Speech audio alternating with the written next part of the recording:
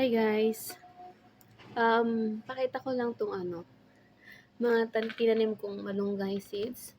Nakakatuwa kasi tumubo na sila, nagsipagtubo na sila lahat. So, bali 6 'tong tinanim ko dito. And thankfully, ayan, lumabas na rin sila. Akala ko kasi nung una hindi ko sila mapapatubo. First time kong magtanim nito guys. Kasi nung una kong nagtanim 2 years ago, hindi ko alam kung paano siya hindi ko alam kung paano siya patubuin. So, lahat ng mga binili ko last time, hindi tumubo. Pero ngayon, ayan, lahat ng tinanim ko, 6 yan, lahat nagsipagtubo.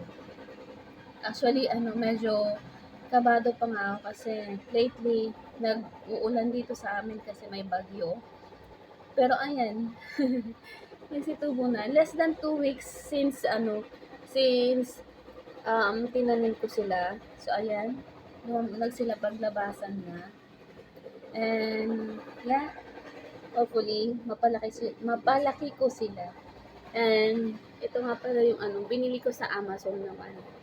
So, medyo yung mga dahon niya kasi nga, umuulan nga dito sa amin. So, yung lupa niya, hindi natutuyo. Hindi ko pa to dinibiligan since 3 days ago. Dapat diligan ko siya ngayon kasi every 3 days ako nagdi-delay kaso umuulan nga. So, yan, medyo basa pa. Basa pa yung lupa niya. Yan, hindi ko muna siya didiligan. And yung mga dahon niya medyo nagbabatik-batik. So, kasi nga, basa yung lupa niya lagi. Hopefully, mag-survive naman siya. And, today, aalis na yata yung bagyo dito sa amin. So, aaraw na din. Sana nga, para mailabas ko na sila. Kasi dito na sila sa silong, sa may garahe namin. Kasi, para hindi sila maulan na. And, ayun. May tanim dito yung anak ko, dongguri. Dongguri ang tawag sa Japan. Hindi ko alam kung anong pangalan. Nakalimutan kong pangalan sa English. And ito yung magnolia. So, ayan. Okay na din yung mga dahon nila. Dati kasi as in nagsipag yellow. Kasi hindi ko alam kung nasobrahan sa araw, natuyot, or nasobrahan sa tubig. Ayan. Pinagugupit ko guys yung mga lumang nila dati. And ayan, may nagsisipagtubuan naman na. Sana mamulaklak ulit. Ayan. So, mayroon pa ako dito pakita. Ayan guys, ito yung dahlia ko. Ang ganda. Ang dami na niyang bulaklak na namukadkad. So, may mga pa siya, buds pa siya. And, ito, meron akong stargazer. Ayan, malapit na silang mamukadkad guys. Stargazers ko. Nakakatuwa kasi ang ganda-ganda niya. Ayan yung mga ibang tanim ko. Meron akong kangkong dito. Ayan. Yung kangkong. Meron din ako diyan nilagay. Mukhang okay naman. Malago. Nakita ko lang sa Facebook yung ginawa ng isang kaibigan ko, kakilala ko. So, ganun yung ginawa niya. Actually, mas malaki yung yung nilagyan niyang bote ng tubig. Tapos, tinanim niya yung kangkong. Pero kasi ito, nabili lang ng asawa ko yung yung kangkong sa supermarket. And, kinuha ko lang ibang mga tangkay. Ayan. Tapos, tinanim ko dito. And, so far, so good naman kasi nagkakaroon na siya ng dahon. Ito, nakuhanan ko na din ito eh. Nabili ko din siya sa supermarket. And then, kinuha ko nga lang din yung mga tangkay. Yung mga magulang ng tangkay. At tinanim ko dyan. And okay naman siya. Mas okay siya ngayon kasi yung tinanim ko nung mga nakaraang taon. Kasi, nababantayan ko siya. Last time kasi sa likod ng bahay ko siya nilagay. So, hindi ko masyadong nakikita yung tubig kung basa pa ba o tuyot na. Kaya pangit yung ano dati, yung mga naitanim kong kangkong. Pero ito, maganda siya. Ayan. Ito guys, ano, parang orange.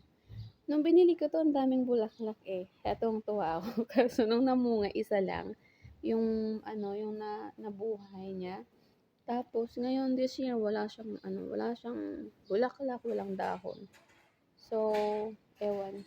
Sana mamunga siya. Ito guys talaga, natutuwa ako dito sa dahlia na to. Nawawala to tuwing winter. Ugat niya lang yung natitira sa ilalim.